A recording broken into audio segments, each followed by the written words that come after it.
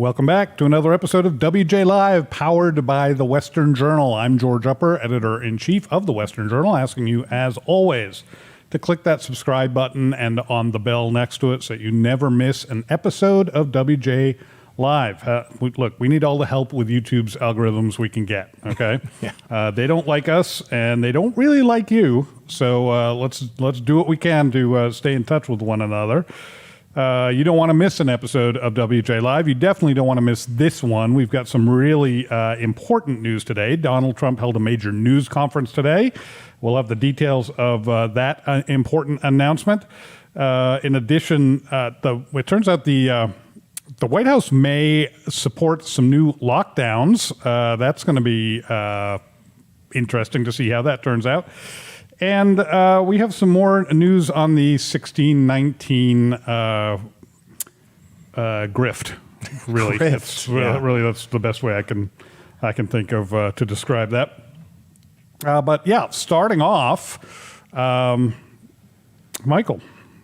Yes, we're going in order. You can't tell by looking, but today we're going in order of height. So yeah. Yeah, it would have been obvious, but they made me adjust my chair. Yeah, so. right. So we all look even, but really I'm the tallest and the most important person here. So I wouldn't argue with that. So lockdowns, you guys remember how fun those were, right? Like we were just all having a blast. They were super fun. Getting stuck in our own homes, couldn't go anywhere. That's my favorite thing. Yeah. Well, they could be making a comeback. And if they do, you know, Biden and the White House, they're fully behind those things. They're ready to go. During a recent White House, it's good to hear how supportive of the science they are. Yeah, so supportive. The party of science, ladies and gentlemen. So during a recent White House press conference, you know, Jen Psaki was asked, and quote, "If the number of cases continues to trend upward, are there any circumstances under which the White House would reimpose some of those restrictions as cases tick up?" And basically what she said in response was, yeah, well, I could certainly see us doing that. If some states think it's safest for them to implement that, I certainly think we could do that. There are some states that where the citizens have not gotten as many vaccinations. Oh, yeah. I'm sure was an indirect jab at Republican states, which have had less deaths than Democrat states, but you know, forget about that. Well, of course they're going to jump at it. She's like, an opportunity to have total control again? Really? Yeah. Oh boy. No, she's just holding back that, just uttered glee. Yeah, you know what? They should think about sending people door to door to get people to vaccinate. That's what they should do. I think that would be a good move. Oh, yeah. And then I just had that thought they actually, I think Psaki also said that they would be sending people door to door to see if you've gotten your vaccine. Oh, man, you thought you got nervous when Jehovah's Witness comes? Like, get nervous when the government shows up. So much worse. You know, I have a double shoulder holster. I've never actually worn it. But I have two 1911 pistols, full-size 45 caliber pistols that fit in that holster. And I really hope I can get some kind of advance warning that my door's about to be knocked on. Because I really want to be wearing that when I open the door. I just, not in a non-threatening manner. I'm not drawing on anybody. I just want to be wearing that when the latest representative of my friendly federal government comes and knocks on my door to ask me about my vaccine. They'll see that and go, oh, clearly a bigot. Time to pack up. Yeah, right. But, even if, and, with these lockdowns, and even if people get the vaccine, it seems like the media and Democrats, they're so hell-bent on spreading more fear about all these variants. The Delta variant, there's this new variant in California that you, Tara, were telling me about earlier today. They want that power back. They got a taste of it. They're desperate. And they want to lock everyone down, assert all their power. And yet, they were talking about cases trending upward, but we have a graphic for you guys.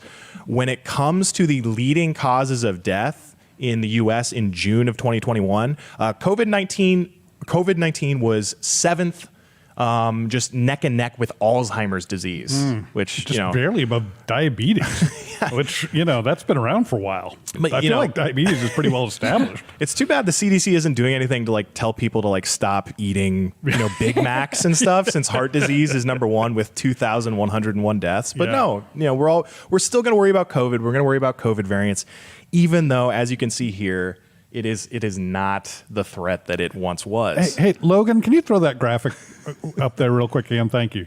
Yeah, I just wanted to double check. There are two things the Biden administration is really concerned about, apparently. And one of them is number 7 on this list, and the other one isn't guns, not even on the list. Oh, and yet that was the interesting. other great big press conference that Biden held, Yes. a couple of weeks ago to announce all of his concern about all our gun deaths. But I don't. Where's his concern about Alzheimer's? Well, I think I know where his concern about Alzheimer's He is. forgot Where's about his, it. Yeah, exactly. Where's his concern about cancer, about stroke, about any of these things? Yeah. We don't see any of that. Sorry, I'm digressing, but I'm shocked that didn't make the top 8, given all the consideration that the Biden administration is giving to it. And all good points. And, this is just further evidence that the party of science actually doesn't give a hoot about science whatsoever. I edited my language there. I said hoot. You guys are welcome in the audience. Well done. Well done. It's a great word. Michael is a foul mouth. I mean, it's terrible. It's just terrible. It is pretty bad. Yeah. So Horrible. the party of science. So we know that lockdowns, there's no evidence to support lockdowns being at all effective. The opposite. Oh, yeah. If anything, Yeah. states that were more locked down were shown to have more COVID deaths. Well, and the isolation, the depression, the alcohol and drug abuse, Yes. domestic violence, all of those things skyrocketed during lockdown. And that's the other point. Not to mention the economic effects. The economic effects will be felt for years, decades to come. That'll lead to more economic downturn for individuals and their families, which will lead to more suicide, depression, all of that stuff. So what is this about? Why are we returning back to these policies? Do they even care about the scientific evidence, or is this just another grab for power? Oh, you nailed it. Oh, it's 100% a grab for power. Every single time the left thinks that they can be the new savior, they're going to hop on it every single time. So I think it's not at all surprising that they're willing to lock us all down again, because it doesn't fit the narrative. It doesn't fit that, we saved everyone from this horrible disease, because now the left has an opportunity to be like, guess what? We're the party of pro-life, and they're just not. Yeah. No, it's absolutely right. They'd also have to admit they were wrong the first Yes. time, Oh, yeah. right? Yeah. Which would actually be understandable. It would be, I think, fairly acceptable to say, look, last year this was going on. It was brand new. We honestly weren't sure what was going to work. We thought this might work. Mm-hmm. It was worth trying. It didn't work. And so we're not going to do it again. But they aren't capable of saying those words.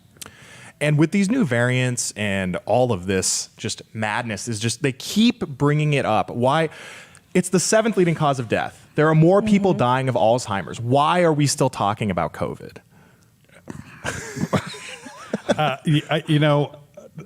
I'm the conspiracy theorist in me, and I'm not much of a conspiracy theorist, but I would think that part of that is driven by Big Pharma, who is making, we don't know how much money on these vaccines.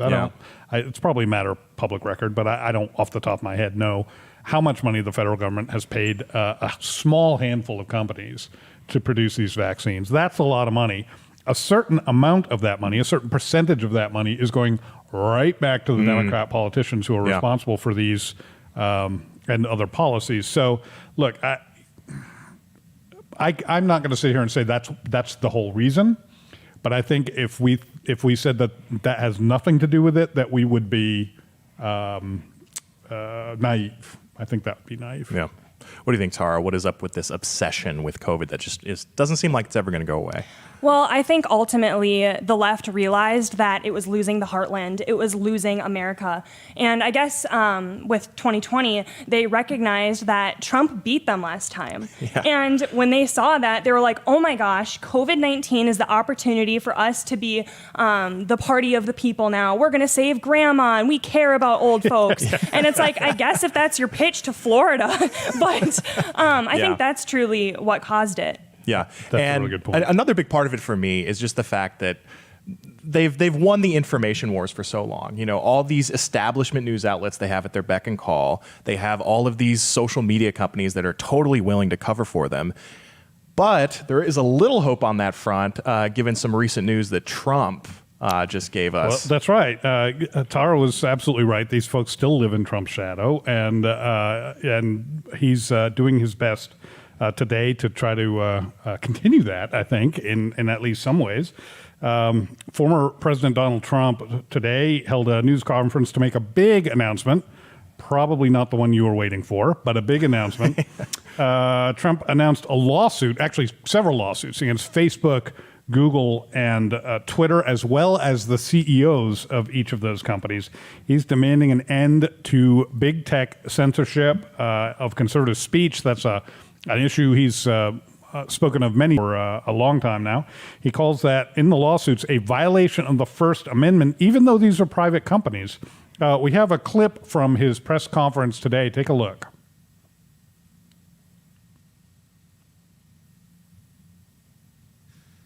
And of course, there is no better evidence that big tech is out of control than the fact that they banned the sitting president of the United States earlier this year, a ban that continues to this day. Continues. So we get the word out, but it's not a fair situation. Very, very bad for this country, very bad for the world. If they can do it to me, they can do it to anyone. That's, I think, a really key point. If they can do it to Donald Trump while he was the sitting president of the United States, they can do it to anyone.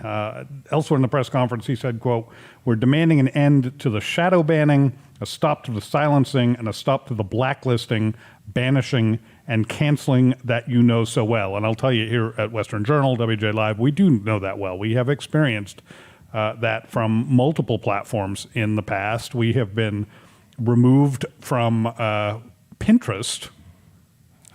I honestly didn't know we were on Pinterest.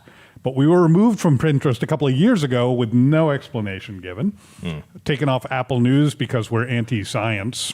No explanation as to what they mean by that or what topics we were anti-science about. Apparently shadow banned, blacklisted by Google themselves. We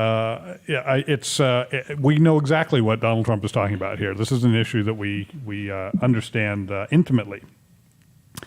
His lawsuit demands that Section 230, which you've probably heard of the 1996 Communications Decency Act, be found unconstitutional. A lot of conservatives, not all of them, but a lot of conservatives have argued that big tech giants abuse the protection offered by Section 230, which allows them essentially to remove posts that they find violate their terms of service or their standards. Often they do that, however, without much explanation or as to why something violates or in what way it violates a standard. Trump, of course, as he mentioned, was suspended from Twitter, Facebook, and YouTube, which is owned by Google. A lot of people forget that. While still sitting president, because the companies claim Trump incited violence on January 6th. Now, the fact is he could have shared a chicken soup recipe. They were waiting for anything they could use to ban this guy. The left likes to pretend that, of course, that January 6th was some sort of constitutional crisis or a threat to world democracy or something. It was a handful of bad actors being dumb is what it was. Yep. Yeah. With very little permanent damage to anything. I don't mean to make light of the fact that a couple of people lost their lives in connection with that event, but there were hundreds of thousands of people involved. And while any loss of life is tragic, it was a pretty minor event that the left loves to dwell on as if it were something other than that. Facebook, Google, and Twitter shockingly declined to comment on the lawsuit, at least so far today. So, guys, what do you think about the chances of success for this lawsuit? Where does this go, Michael? I don't really see this going much anywhere. I mean, he had several attempts while he was still sitting president to kind of crack down on these 230 protections, and those didn't seem to go anywhere. So I have no reason to believe that they will now that he's not president anymore. Yeah. But it is clear to me that these platforms are acting like publishers. They are not platforms. They're published. They're editorializing their content by choosing who gets to say what. Right. So, I mean, something like this needs to happen eventually, but I don't see it happening anytime soon. So, Tara, on that assumption, if this lawsuit is going nowhere, is this a good move politically for Donald Trump? Is launching a failing battle, a losing battle, a good idea for him, or how does he benefit from this?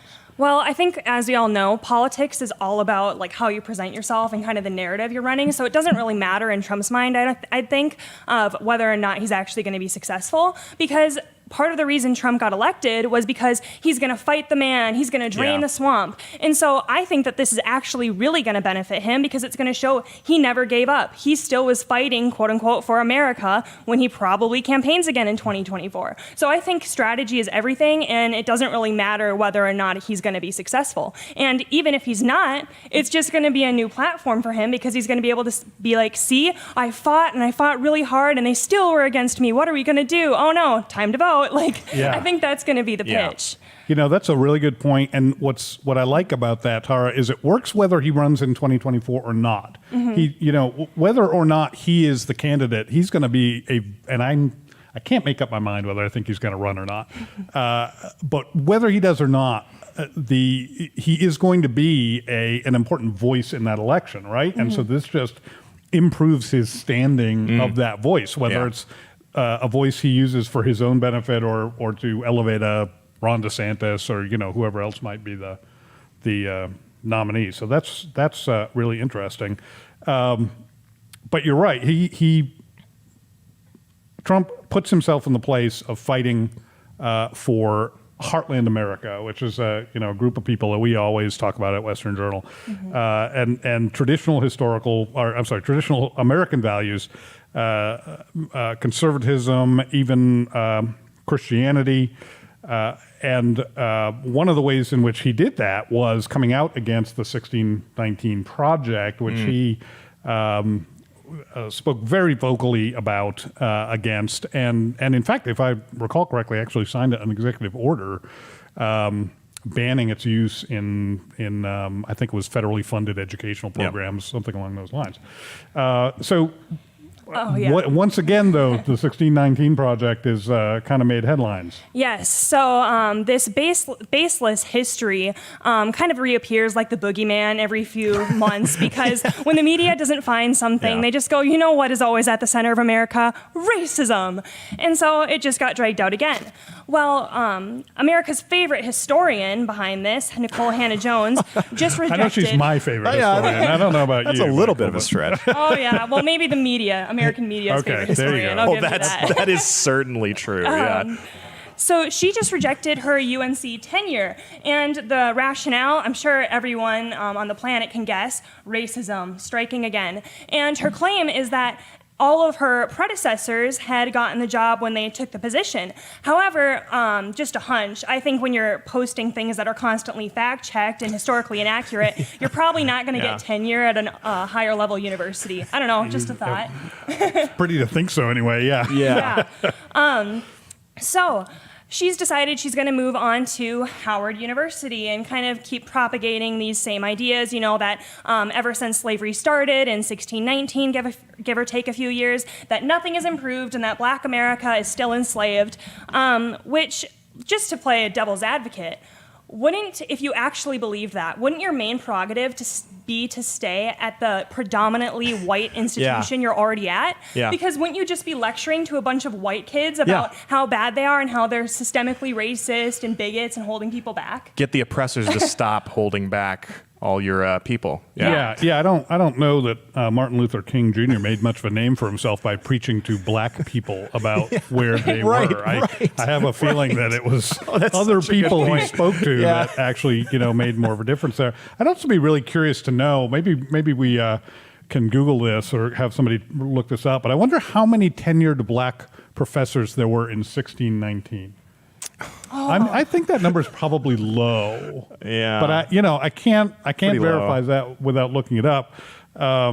It seems to me that the position of Black Americans might have changed just a little bit. I don't know. I just have a average. hunch. I feel like there was some big movement, march on Washington. Is that what it was? I don't. I'm too young to remember those things. I don't, or too old to remember them. Maybe.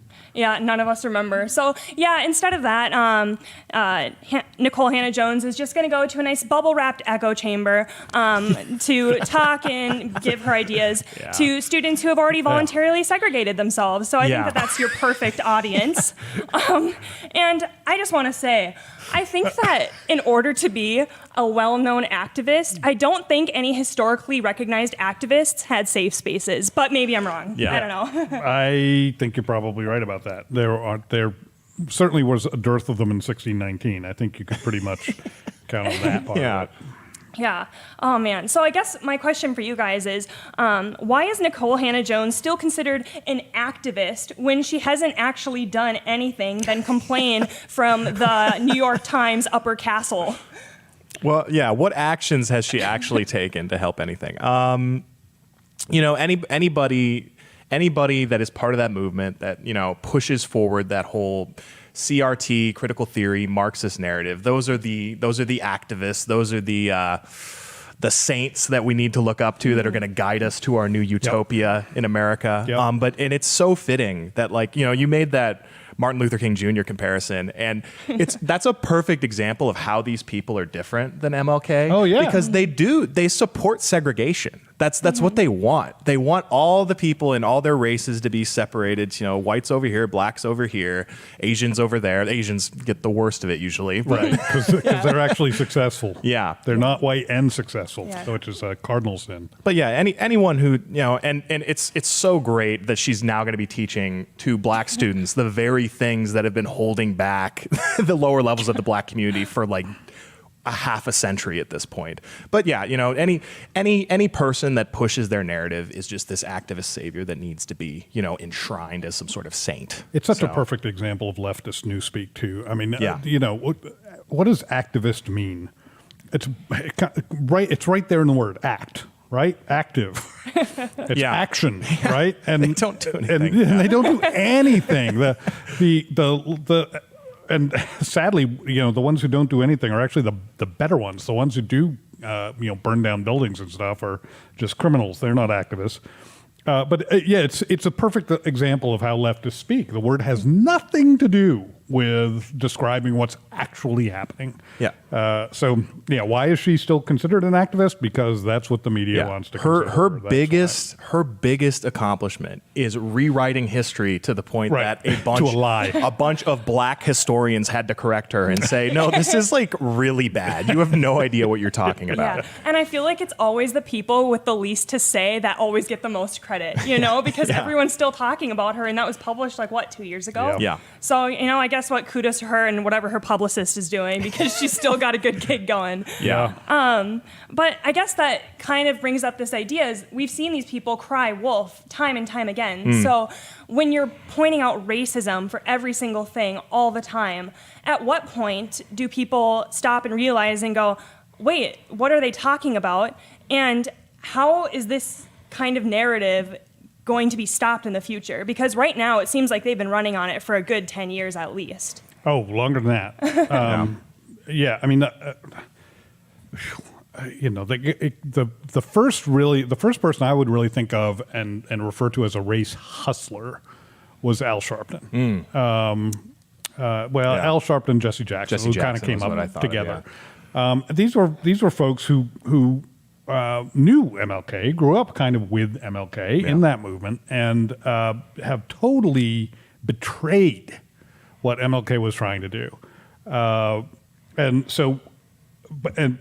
using those two cases specifically, Jesse Jackson and Sharpton, I'll tell you exactly when this will end. It will end when people stop paying them to do it.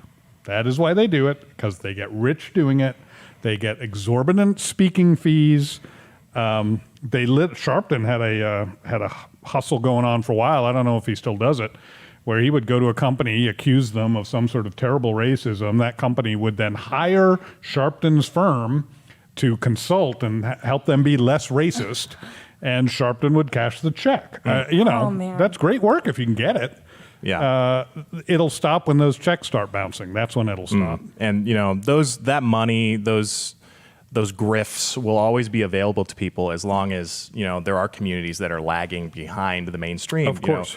Thomas Sowell has done a lot of work studying a lot of these kind of activist race hustlers, and what he's found is that throughout history, whenever there is a minority group lagging behind, inevitably there are these race hustlers that come out and make a lot of money, and they just so happen to support time and time again, support policies that keep those communities in poverty.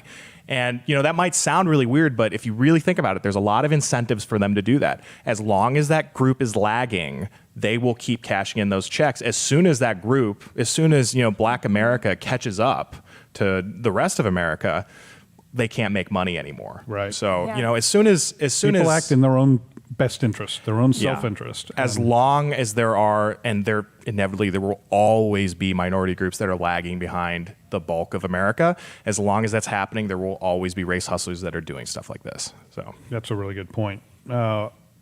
Whatever else we might learn about the story of Nicole Hannah-Jones, one thing we definitely learn from it is she gets it.